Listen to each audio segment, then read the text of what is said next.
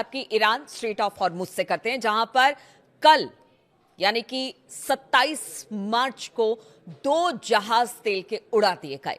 बताया जा रहा है कि बिना इजाजत के, आईआरजीसी के बिना इजाजत के 2 जहाज यहां से गुजर रहे थे और तभी आईआरजीसी ने मिसाइलों से हमला किया और इन जहाजों के पर खच्चे उड़ गए। इसमें बताया जा रहा है मार्शल आइलैंड और थाईलैंड, ये 2 जहाज थे जो कि यहां से गुजर रहे थे, क्योंकि ईरान ने कह दिया है कि बिना इजाजत के स्ट्रेट ऑफ हॉर्मुज से कोई भी जहाज गुजर नहीं सकता है।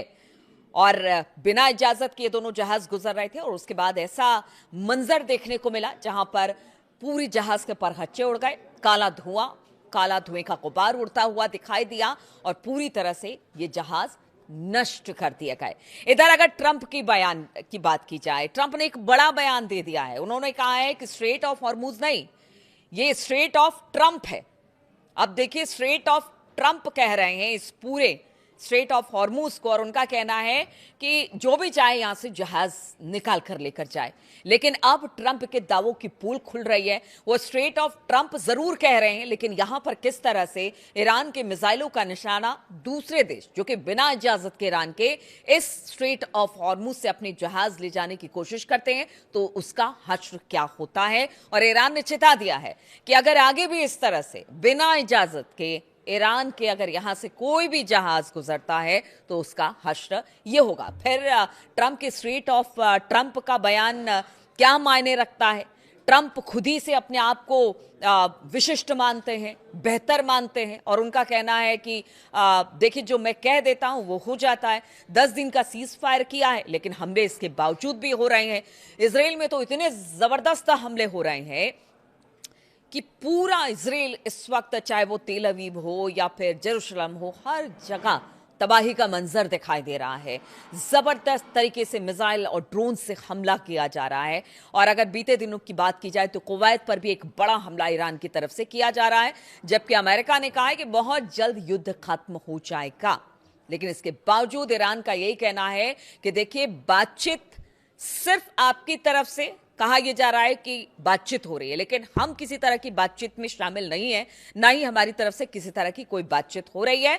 हमने 5 अपनी जो शर्तें हैं वो रख दी है, बातचीत उसी पर होगी। वरना आप किससे बातचीत कर रहे हैं, कहां बातचीत करें, हमें नहीं पता।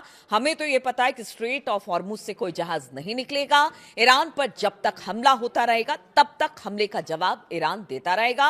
अपने मिसाइलों का जखीरा उसने दिखा दिया है और ऐसी बैलिस्टिक मिसाइलें दागी है कि इजराइल, क्योंकि देखिए अमेरिका बहुत दूर है, जो अरब देश हैं वहां पर जो अमेरिकी सैन्य ठिकाने हैं या एम्बेसी है या उनकी बाकी जगह है, उनको तो जरूर निशाना बनाया जा रहा है। लेकिन इजराइल की आप सोचिए, इजराइल में इतनी तबाही, गजा का मंजर याद आ जाता है जिस तरह से इजराइल में तबाही मची है। बताया जा रहा है कि इजराइल में खास तौर पर तेल अवीव में तो जबरदस्त नुकसान हुआ है। इधर अगर बात की जाए, जो ईरान के प्रॉक्सीज हैं वो अपना अलाइज कहता है, लेकिन जो बाकी मुल्क है उसे प्रॉक्सीज कहते हैं। अब इजराइल के लेबनान में जिस तरह से जमीनी लड़ाई इजराइल ने छेड़ी है, अब उसको इसका खामियाजा भुगतना पड़ रहा है। ये दूसरी बड़ी खबर हम आपको बता रहे हैं, जहां पर इस वक्त तगड़ी जंग छिड़ी हुई है हिजबुल्लाह के साथ इजराइल की, और एक बड़ा झटका लगा है। बताया जा रहा है कि 100 इजरायली टैंकों को तबाह करने का दावा हिजबुल्लाह ने किया है। मरकावा टैंक, आप समझिए, इजराइल की जमीन पर लड़ने की लड़ाई में ये काफी अहम माना जाता है। अब ये हिजबुल्लाह दावा कर रहा है कि उसने 100 इजरायली टैंकों को तबाह कर दिया है। और ये तबाही पिछले 3 हफ्ते में, जब से इजराइल ने लेबनान में युद्ध छेड़ा है, तब से ये तबाही इजराइल के लिए आई है। हिजबुल्लाह ने बीते 3 हफ्तों में अपने देश में घुसे करीब 100 इजरायली टैंकों को तबाह करने का दावा किया है। ईरान स्ट्रेट ऑफ हॉर्मुज में चीजों को तबाह कर रहा है, चुन चुन कर अमेरिकी सैनिकों को, अमेरिकी जो एयर बेसेस हैं या फिर उनके सैन्य ठिकाने हैं उनको तबाह करा। इजराइल पर ईरान जो है वो इजराइल पर लगातार मिसाइल दाग रहा है। लेकिन लेबनान के बॉर्डर पर हिजबुल्लाह लगातार दावा कर रहा है कि वो इजराइल को पीछे धकेल रहा है और उसने 100 टैंक इजरायली मारने का दावा किया है। इजराइल के लिए न सिर्फ सैन्य तौर पर बल्कि आर्थिक तौर पर भी ये बड़ा नुकसान माना जा रहा है। इजराइल के तबाह हुए इन टैंकों में हर एक टैंक की कीमत करीब करीब $6 मिलियन है। आप अंदाजा लगा लीजिए कि कितना महंगा ये टैंक होता है। और अगर 100 टैंक को मारा गया है तो फिर एक तरह से बड़ा नुकसान इजराइल के लिए। देखिए, तबाही जो मिसाइलों से मच रही है वो तो अलग, लेकिन अगर आप जमीन पर लड़ाई लड़ रहे हैं तो उससे जो नुकसान आपको हो रहा है वो किस तरह से हो रहा है। इजराइल की ओर से टैंकों के नुकसान पर चीजें साफ नहीं अब तक की गई है। इजराइल ने इस महीने की शुरुआत में लेबनान हमले शुरू किए थे और तब से लेकर अब तक जो लड़ाई है भीषण होती चली जा रही है। हिजबुल्लाह के लड़ाकों ने बुधवार को कहा कि बीते बुधवार को उन्होंने कहा कि 24 घंटे के भीतर दक्षिणी लेबनान और उत्तरी कब्जे वाले फिलिस्तीन में कम से कम 21 इजरायली सैन्य मरकावा टैंक नष्ट कर दिया गया। फिर गुरुवार सुबह गुट ने कहा कि 20 और मरकावा टैंकों को सीधे हमले में उन्होंने मार गिराया। इससे 2 मार्च से नष्ट किए गए मरकावा टैंकों की कुल संख्या बढ़कर 73 हो गई।